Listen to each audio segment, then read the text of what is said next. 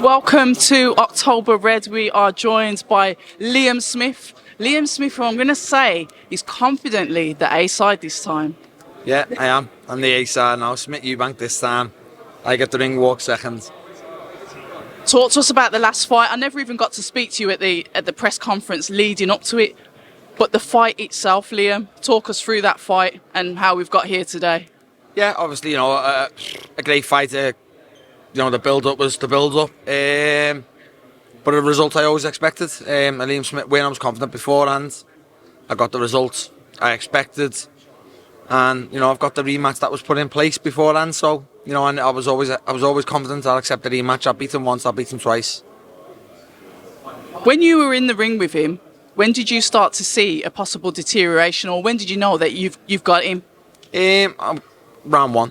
Seriously, yeah, round one. Look, I can say beforehand I knew I got him because I was confident I beat him. But round one, I thought, wow, I just thought he's terrified to get in it. He was looking away, he was closing his eyes.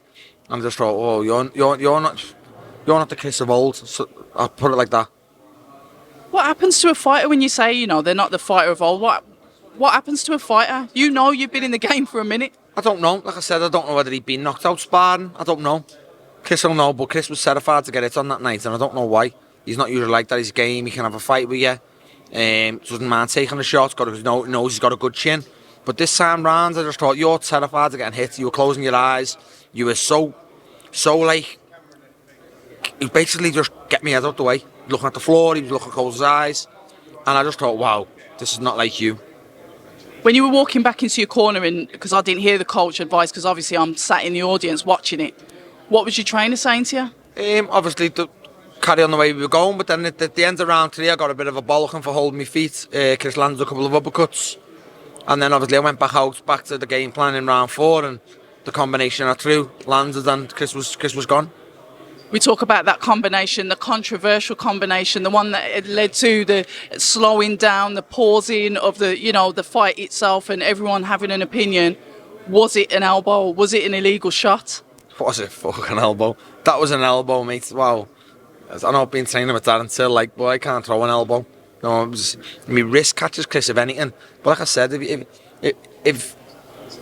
if you let me have a free shot right now and I offer you the left hook or an elbow, you probably would want an elbow. I can't throw an elbow. So I'm pretty sure I'll let you more with a left hook than I will with an elbow. So it's just, look, it was irrelevant. They've come with so many excuses now. The weight, elbow, 50%, 2 camps back to back. Just all the shite. Let's see what Chris has got to say for himself today, actually.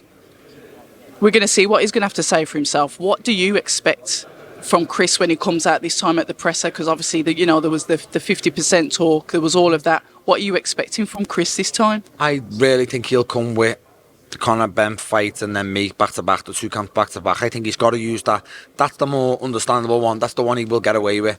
Yeah, exactly. That's the more credible one. If he comes with an elbow, if he comes with weight, if he comes with, he'll get laughed at. Do you think that, obviously you said you beat him once, you'll beat him again. What is that like as a fighter when you're going into a fight mentally and you're standing in front of that person that's beat you once? Your experience, you understand this. What is that like? Yeah, look, it's great. And like I said, Chris can fully... I'll have more respect for Chris if he comes down and says, look, you were better on that night, but I'll prove you right in the matchup. Did he not say that after? No, he never. No, he went to and then couldn't bring himself to say it. He never said the better man won. He couldn't bring himself to say it. But I'll have more respect for him if he does.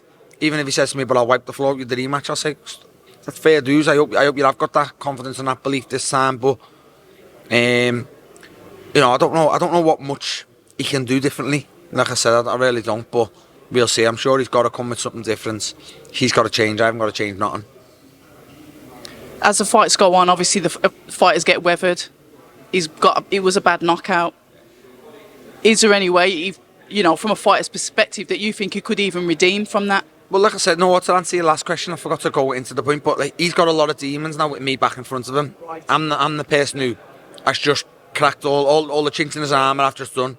I dropped him, I stopped him, I buzzed him. Everything he says never happened to him before has happened, and it was me who done it to him. And then all of a sudden, the next person he's in the ring with is me again.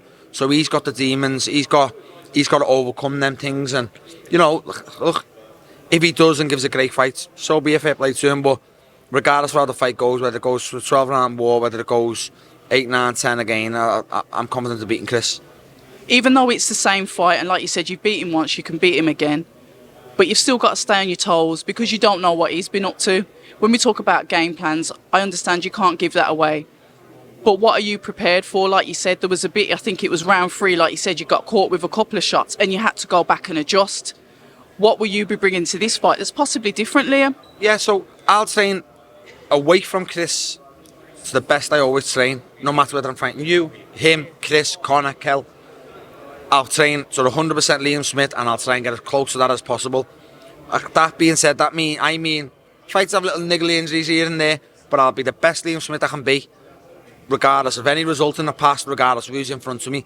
I train away with my team and my family, and I'll get to the best shape I can possibly be, and that's no matter who's in front of me.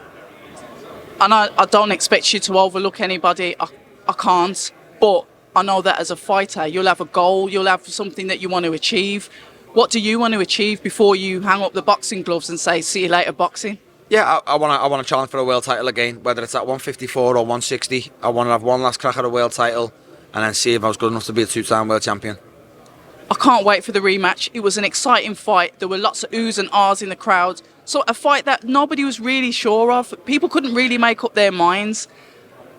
Repeat or revenge? Repeat, definitely. Liam Smith win and repeat. And I'm confident I'll stop Chris again. We love it. Thank you so much for your time, Liam. It was overdue, really. So I'm trying to get you, and you're always like running off. But take care and all the best. Thank you, it's nice one. Thanks. Hi, and thank you for watching October Red Boxing. Like, subscribe, and tap the bell for notifications. You can also find us on Instagram at October Red Boxing and on Twitter, October Red UK. And remember, at October Red, we stay ready.